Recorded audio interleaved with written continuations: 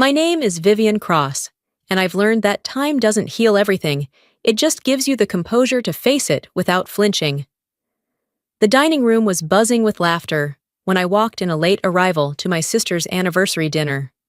Every seat was filled except one directly opposite hers. She leaned back in her chair, wine glass tilted in her hand, eyes glinting with the same smugness I remembered from the day she took my fiancé. "You made it," she said, her smile razor sharp. "Alone, I see." I didn't answer.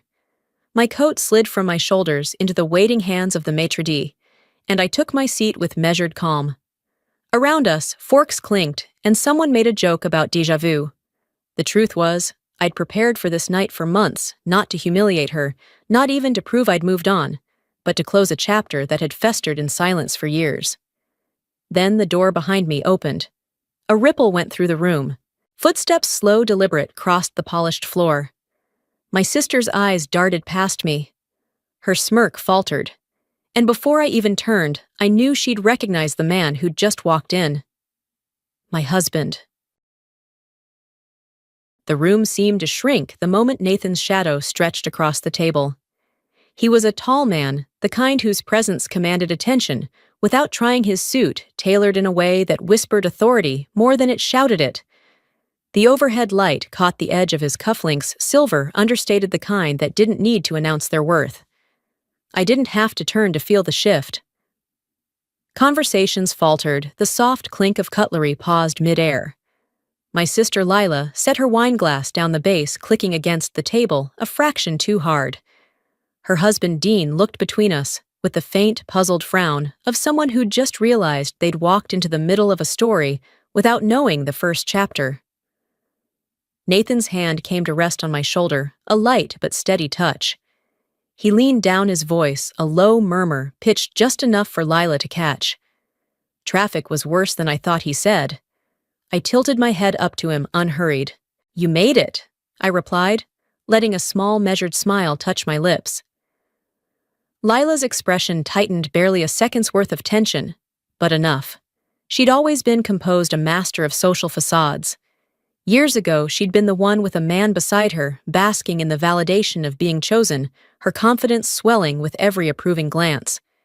Tonight, that balance had shifted, and she didn't yet know how to carry it. Nathan slid into the empty seat beside me. The conversation, which had evaporated upon his arrival, restarted in awkward fragments: the weather, someone's new car, a recent trip to Napa. Yet every word was threaded with an unspoken curiosity about the man at my side. I let them wonder. It was strange sitting here in the same restaurant where Lila had once toasted her engagement to the man who was supposed to be mine. I remembered that night too well: the golden glow of the candles, the taste of champagne that soured in my mouth, the moment I noticed her hand slip under the table to clasp his.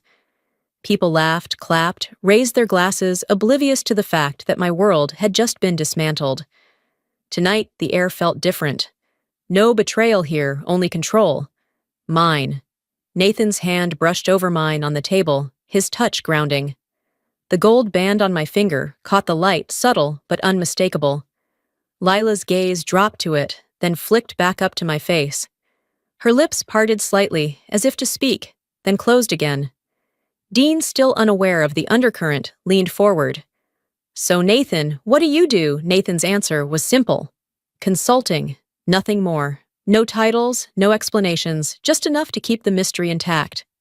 I knew his work couldn't be easily explained over dinner, without drawing too much attention, and for now, I preferred Lila stay in the dark. The waiter appeared with menus, offering a welcome pause. I ordered with quiet precision, Nathan following without hesitation. Lila hesitated, her eyes scanning the page, though I knew she'd memorized it years ago. It was a small thing, but telling her first real sign of uncertainty. When the waiter left, Nathan leaned toward me. "You okay?" he asked softly. I nodded. "Perfectly." My gaze stayed fixed on Lila as I said it. She gave a quick, brittle laugh, loud enough for the table to hear. "Well, this is unexpected," she said, swirling the wine in her glass. "How so?" I asked, my tone almost curious. Her eyes darted between us. "I just didn't think we'd all be here like this." Oh, I said lightly, lifting my water glass. Life's full of surprises. The words hung in the air for a moment. I watched her fingers tighten slightly around the stem of her glass.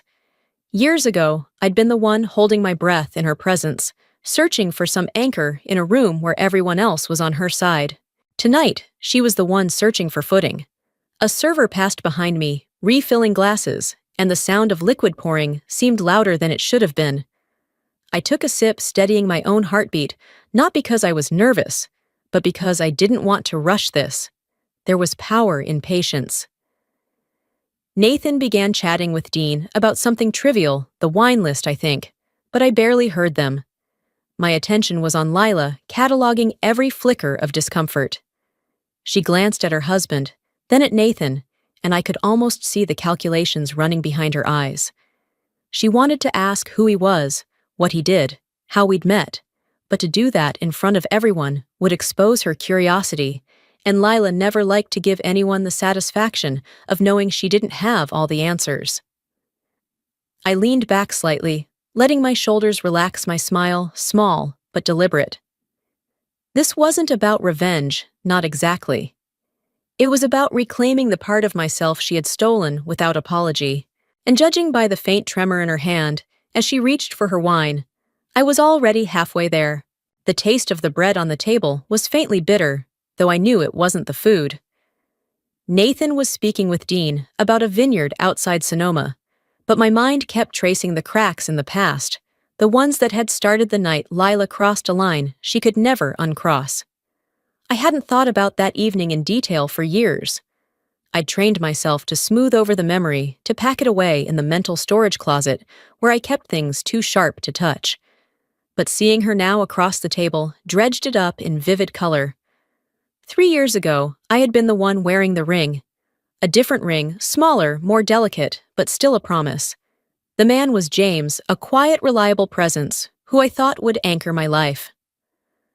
Lila had seemed thrilled for me, her laugh easy and bright, the way it always was when she was at the center of someone's attention.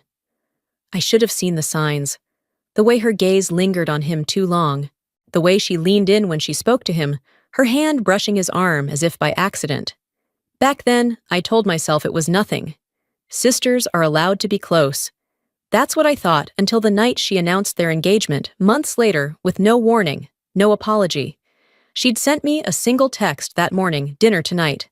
Don't be late. The restaurant had been crowded, the air warm with candlelight and the murmur of conversation. I'd walked in expecting a family meal, maybe a belated birthday celebration. Instead, I saw them at the head of the table, her hand resting on his like it belonged there. The smile she gave me was sharp, almost daring me to react. I didn't. Not then. I'd sat through the toasts clapped when everyone else did and felt each cheer land like a bruise. After that, I disappeared for a while. Moved cities, changed jobs, built a life that didn't intersect with hers. She reached out occasionally, birthdays, holidays, but it was always perfunctory, as if to remind herself she was still in control of the narrative. She didn't know about Nathan. We met in the kind of place Lila would have dismissed as unremarkable, a small coffee shop tucked away on a quiet street, the kind where people went to work or read not to be seen. He'd been sitting by the window laptop, open, his gaze shifting occasionally to the world outside. I noticed him because he wasn't performing for anyone. Our first conversation had been about coffee of all things. He'd asked if the roast was any good. I told him it depended on whether he liked his mornings to taste like smoke or earth. He'd smiled slow and amused, and I'd felt something shift. Nathan didn't need to talk about himself, which made me want to know more. It took weeks before I learned he was a consultant, the kind who flew across time zones to solve problems no one else could fix. There was a steadiness to him, a kind of quiet authority that drew people in.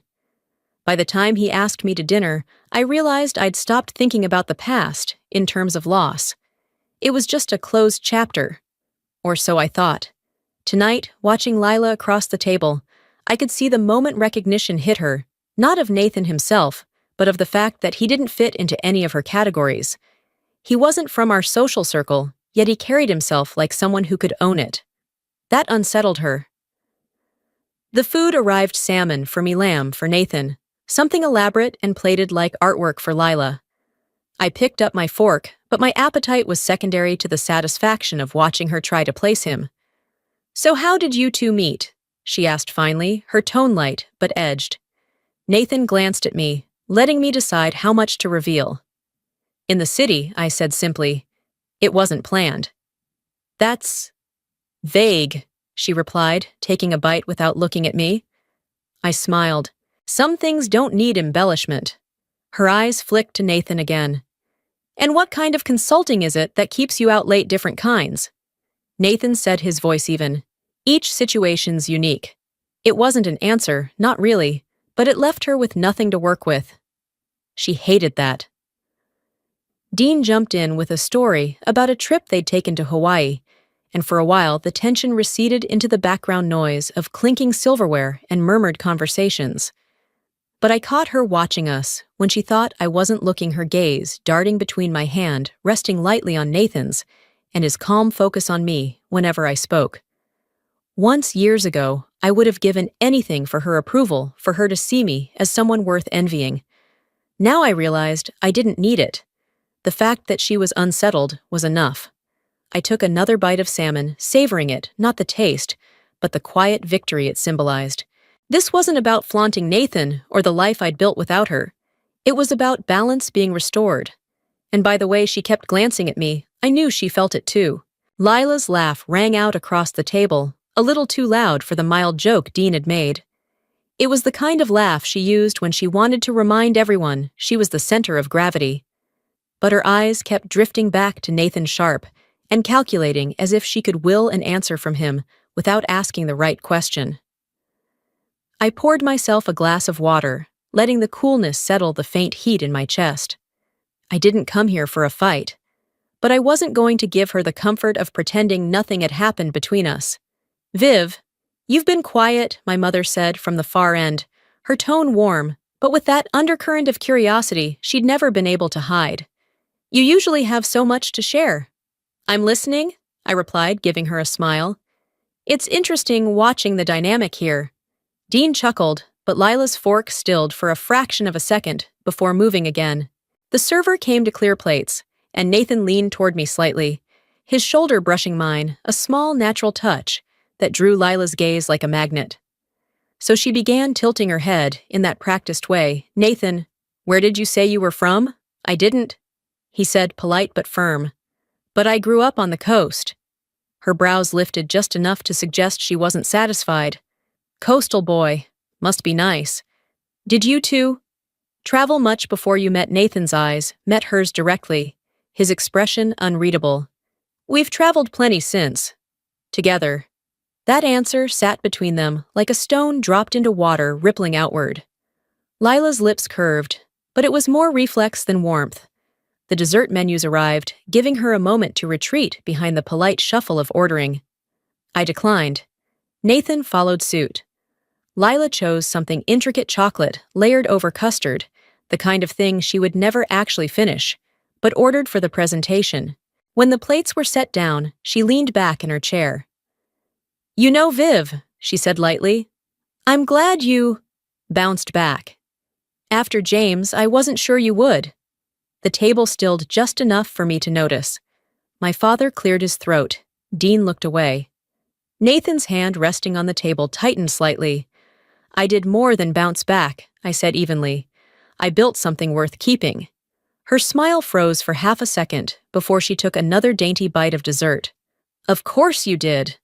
The conversation splintered after that small talk, the weather, a new restaurant someone had tried, but under it all, I could feel her discomfort. She was used to holding the upper hand, to deciding when and how to acknowledge past betrayals. Tonight, that script wasn't hers to control. As the plates were cleared again, I caught Nathan watching her with quiet curiosity, like someone assessing the edges of a puzzle piece to see where it fit. He didn't need to say a word. His presence alone shifted the air. And Lila. She kept smiling, but the cracks were there now, hairline fractures that would only widen before the night was over. The room had settled into a strange quiet, the kind that follows forced laughter and too many glances toward the clock. Lila was still leaning into her role, chatty poised the perfect hostess. But her eyes kept darting toward the entrance, as if she was waiting for something. Or someone. I let her stew in that quiet panic for a few beats longer, before reaching into my clutch. The metallic click of the clasp opening drew her gaze. From it, I pulled a simple velvet box, no bigger than my palm. I didn't open it. I didn't need to. The sight alone was enough to drain the remaining color from her face. Her husband noticed immediately. "What's that?"